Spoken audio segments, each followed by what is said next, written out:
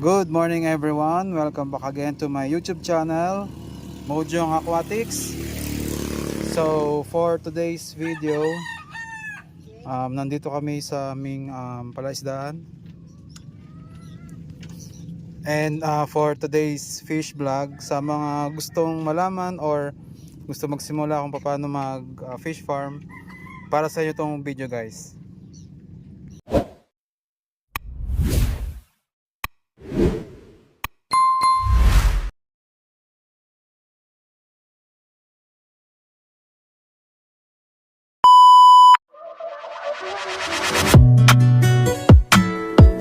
Don't play with it, don't be dishonest. Ay, still not understanding.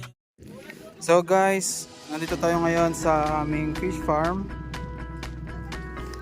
Ayan guys, itong fish farm namin na to ay 3 hectares. Ayan siya. So ano nga ba yung mga kailangan para magsimula ng fish farm?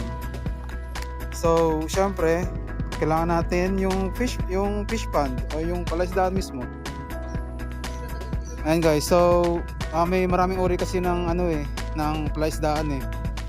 Meron yung pilapil or meron yung flowing water. Itong sa amin ay walang pilapil. Yung pilapil kasi yun yung parang may lupa sa gilid, yung naka-enclose siya ng lupa. Itong fish farm namin ay flowing to. So lahat ng mga fish pond dito, iisa lang yung tubig. Ang nagdi-divide lang sa mga palaisdaan dito ay yung kanya-kanyang mga net nila. So depends na lang sa inyo guys kung gusto nyong magbuwisan or bumili mismo ng sarili nyong fish pond. Siyempre mas maganda yung sarili nyong fish pond, di ba? Kasi sa inyo na yun eh, hindi makukuha sa inyo yun eh. In our case, limited lang yung budget namin, nagbubuwisan lang kami. Nag-uupahan lang kami ng palaisdaan sa isang taon. And depende sa inyo guys kung kayo mismo hahanap ng mauupahan or mag-aahente kayo. Kung meron naman kayong kakilala na mismong direct sa may-ari na mauupahan, mas okay yun guys, kasi kung sa ahente kayo, may patong kasi yun kung may ahente eh. Ayan. Yung mga inaalagaan namin dito guys ay mga bangus, hipon, katulad ng vanami at sugpo. At alimango din guys. Pero syempre depende pa rin yun sa sa kondisyon ng tubig. Yung bangus kasi guys, all year around yan, pwede mong alagaan yan anytime. Yung mga hipon, alimango, hindi siya pwede lagi kasi need mo i-check yung kondisyon ng tubig. Ayan guys, so ito yung palaisdaan namin. Ayan, 3 hectares siya. Ayan. So pangalawang kailangan natin syempre yung lambat. Yung lambat eh importante yan syempre. Yan yung para hindi mawala yung mga alaga natin sa fish pond. Yung ang kagandahan na kasi sa may pilapil, sure na yung kung ano yung laman ng palaisdaan doon sa may pilapil, yun lang din yun, hindi mawawala. Ito kasi may mga katabi kami, may katabi kaming palaisdaan, so need namin talaga lagyan ng lambat. Kasi kung hindi namin lalagyan ng lambat, lilipat doon sa kabila, or yung mga alaga nila doon nilipat sa amin. Pero dito naman sa fish farm namin na to, pag may lambat to, sure naman na hindi makakawala yung alaga namin. Pero depende pa rin talaga sa panahon guys. Kasi yung, as you can see, napakataas ng tubig ngayon dito sa fish farm namin. Halos aapaw na. Nung makaraan, dahil sa bagyong Christine, nag-overflow talaga dito sa kalsada. Ayan, nag-overflow siya dyan. Yung meron dito mga ibang palaisdaan na nakawala yung mga bangus sa kalsada dito, mga maraming nahuling tao nung nakaraan. Ginawa namin ng mama ko dito sa fish farm namin, doblihan yung ginawa naming lambat, meaning 10 feet yung lambat. Mataas siya talaga, 10 feet, ayan mataas pa yung clearance. kahit umapaw dito, meron pa rin clearance yung lambat namin. Medyo magastos na nga lang siya talaga. Kasi kung taga Bulacan ka, tapos sa Bulacan ka lang din bibili ng lambat, ay napakamahal talaga. Kaya ang ginawa ko, sinadya ko talaga sa Divisoria guys. Dinala ko yung truck ko doon, tapos bumili ako. Yung buong 3 hectares na yan, pinaikutan namin ng 10 feet na lambat. Yan guys, ginastusan talaga namin. And yung make sure namin na matitibay yung mga tulos. Yan guys, yung mga kawayan na yan na nagsusupport para tumayo yung lambat.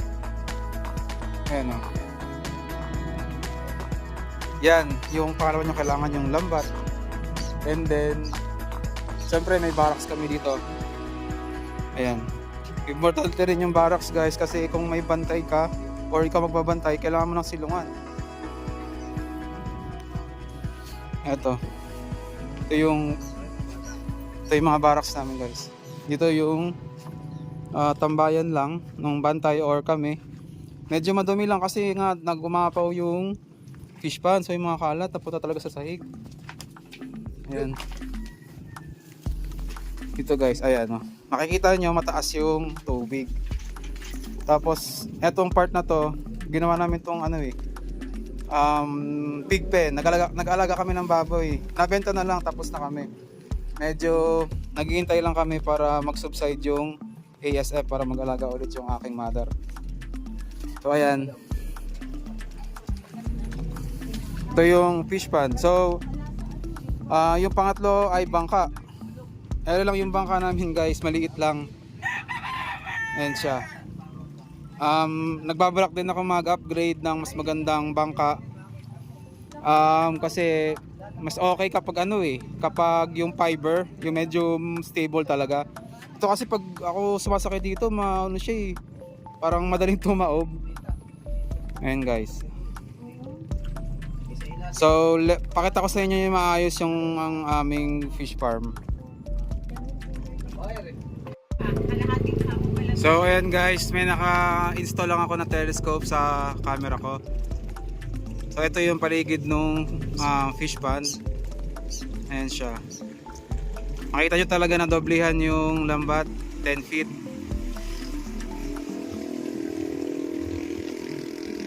Ayan. Okay na lang din ang ginastosan namin kasi para sure naman na hindi lalabas yung isda. Ayan siya guys.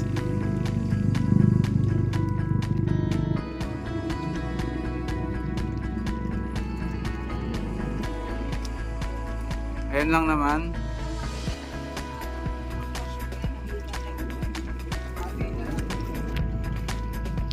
So ayun guys, ayun lang naman yung itsura ng palaisdaan. Hindi naman siya sobrang laki. Sakto lang naman. And then need nyo naman ay next, syempre yung mga similya nyo or yung mga isdang ihulog nyo. Ang tip ko guys, kung magsisimula kayo, halimbawa bangus ang bibilin nyo, may dalawang way yun guys kung paano kayo kukuha ng similya ng bangus. Kayo mismo maghahanap or hahanap kayo ng mismong farm ng similya na nagsusupply, or mag-aahente kayo guys. Sa ahente guys, convenient na yun kasi sila magdadala sa inyo ng similya na mismo sa fish pond nyo, pero syempre mahal yun guys. Hindi kagaya kung kayo kukuha mismo sa supplyan ng similya, mas makakamura kayo. It depends lang sa inyo guys, pero kasi ako dumidiretso kami, rumerekta kami sa supplyan sa Paumbong kasi meron Same lang din yun guys sa hipon or sugpo. And kagaya kanina nung nasabi ko, depende sa tubig, ang kondisyon ng tubig, kung ano ang hihuhulog nyo. Sa bangus kasi, pwede yan all year round. Ang bangus kasi hindi naman maselan kaya nyan sa tabang or medyo maalat na tubig. Pero bago kami maghulog ng similya, may ginagamit ako mga equipments para i-check kung pwede na ba akong maghulog ng mga similya. Meron akong tinatawag na refractometer guys. Ginagamit ko rin yun sa mga aquarium ko. Yung refractometer yun, chinecheck na yung salinity ng tubig, yung alat. Sa mga ganitong fish pond guys, dapat 0 to 20% lang ang pwede. Kailangan hanggang doon lang yung salinity. Kapag lumagpas ng 20%, maalat na yun.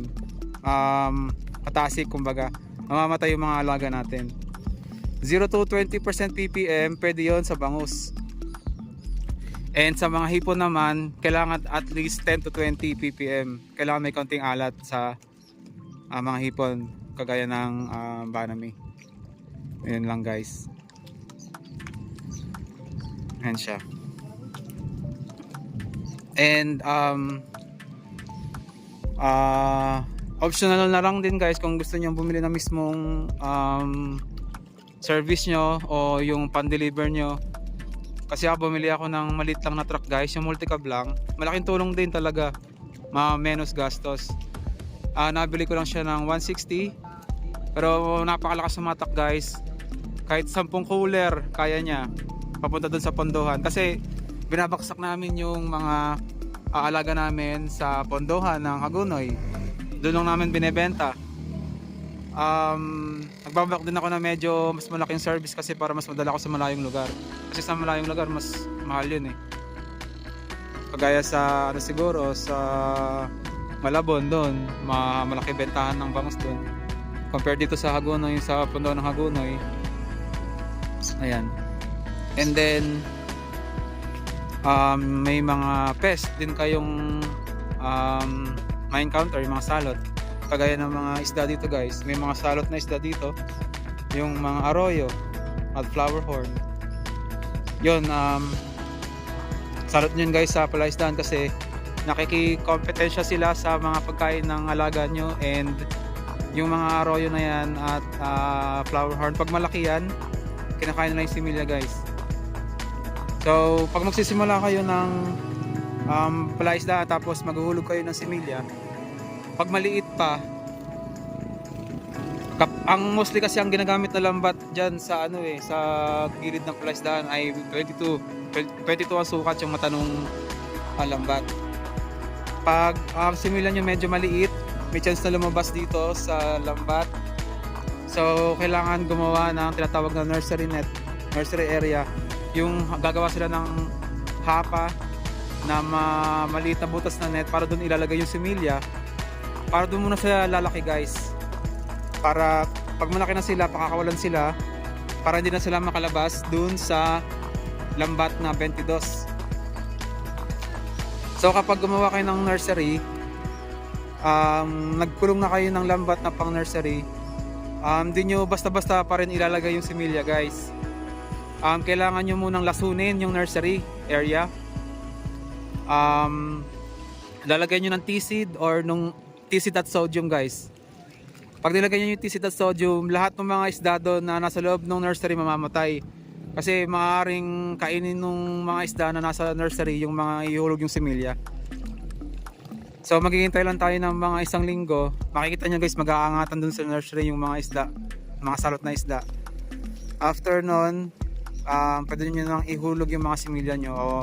Bangus ba yan or banami, sugpo, para safe sila. Ayan. Kung ako guys, sa umpisa pa lang, mas gugustuhin ko may pilapil talaga. Kasi kung sa pilapil, kung ano hinulog mo, yun lang din eh. Yun lang din ang laman.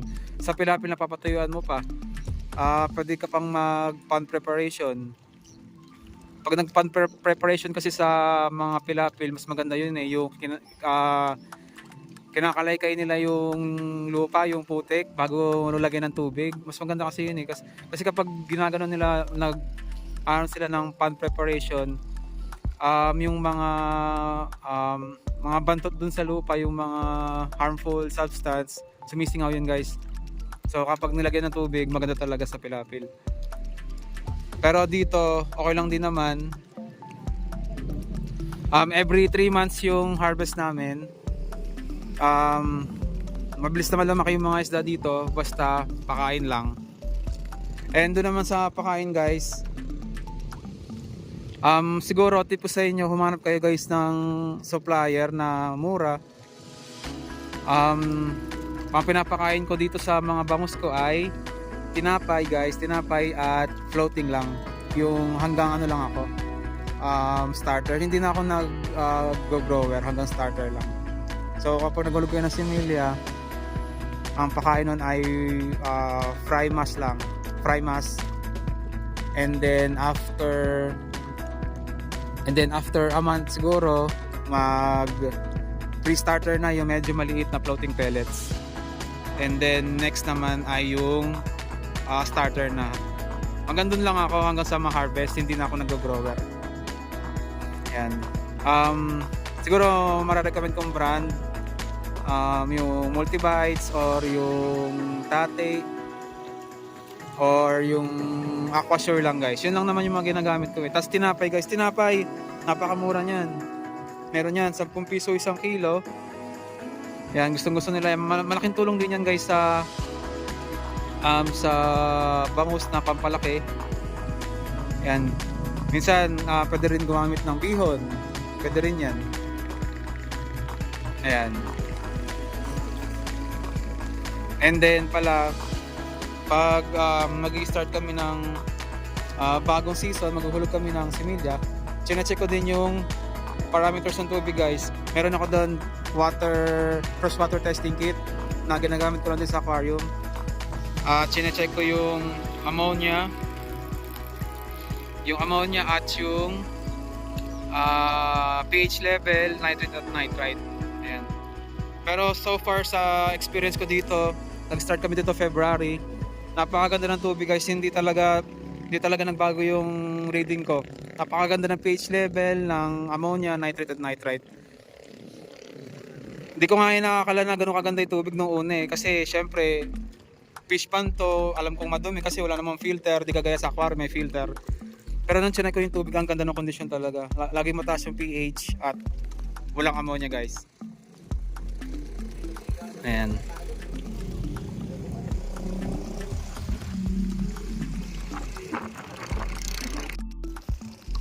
And isa pa pala guys, yung mga ibon, ayan, masakit din sa ulo yung mga ibon guys. Salot din yung ibon. Meron kaming way dito para itabo yung mga ibon guys. Gumagamit kami ng Quitis guys. Sure yun na pag sobrang daming ibon talaga, pag kumpol sila dito sa palaisdaan nyo, pwede yung gamitin yung Quitis. Ayan, nakakataboy talaga ng ibon din yan.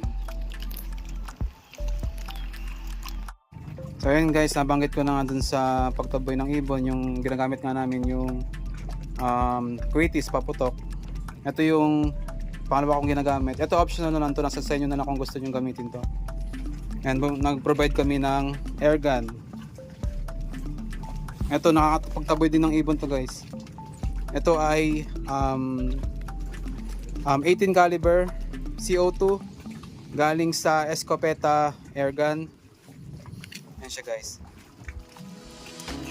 Yung binili namin to mismo sa Paranaque guys, dun mismo sa factory ng Escopeta. Accurate naman to, basta yung target ay nasa 50 meters lang yung range. Ayan siya. And syempre guys, take note na lang to na syempre kailangan nyo maging responsible dito kasi considered pa rin na weapon to guys pwede makasakit sa tao. And sa mga ibon, medyo lang kayo caution kasi hindi lahat ng ibon guys ay pwedeng patayin. Kapag nadali nyo ay endangered guys, sorry kayo sa DNR. So mas as possible ay bugawin nyo lang, wag nyo patayin. Pero kung nakikita nyo talaga na kung kinakain na yung mga isda nyo, nasa sa inyo na lang yun. Pero ito talaga, itong air gun na to, pantaboy lang namin. So i-demonstrate ko sa inyo kung gaano siya kalakas. Ito yung kanyang pellet, size 18. Ito lang siya. Try ko pakita ko sa inyo guys kung gaano kalakas. Itong air gun na to, nabili namin na 16K. Brand new siya. May kasama na siyang scope. Bolt action siya guys. Hilahin mo lang yung bolt dito. Tapos dito yung pellet ilalagay guys. Ginagay natin yung pellet.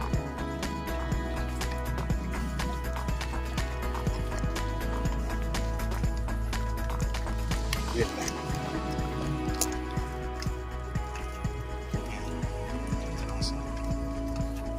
Ayan yung paired guys. Ito siya. So, pagkahila ng bolt, balik lang natin.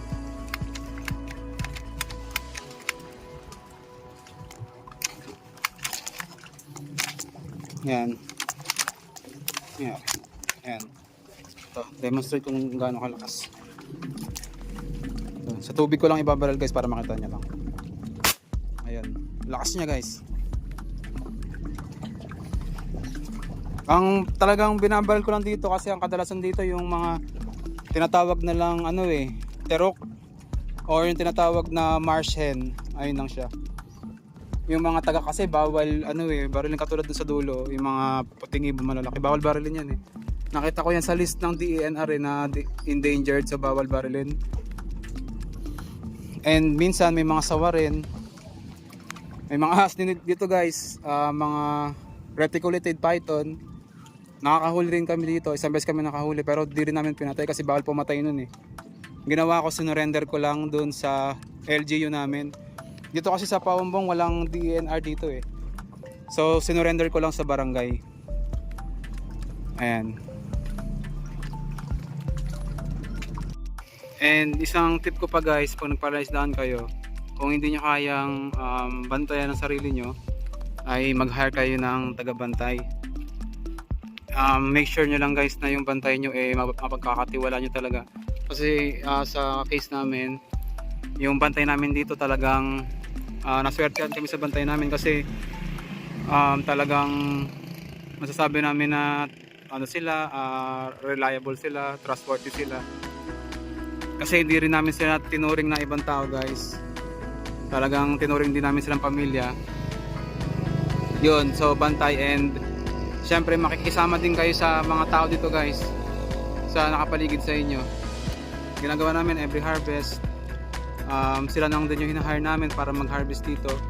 And nagbibigay din kami ng mga bangus kapag harvest na. Hindi kami nagiging madamot sa mga tao dito guys, kasi kung madamot, yan lang din yung magiging kalaban nyo guys. Hindi nyo alam na pwedeng tirahin yung palaisdaan nyo, nakawan yan or lasunin man yan, hindi natin masasabi. So kailangan talagang makisama. Yan, yun lang isa yun sa mga naging key namin para naging success yung harvest namin, ay pakikisama din sa tao. Ayun.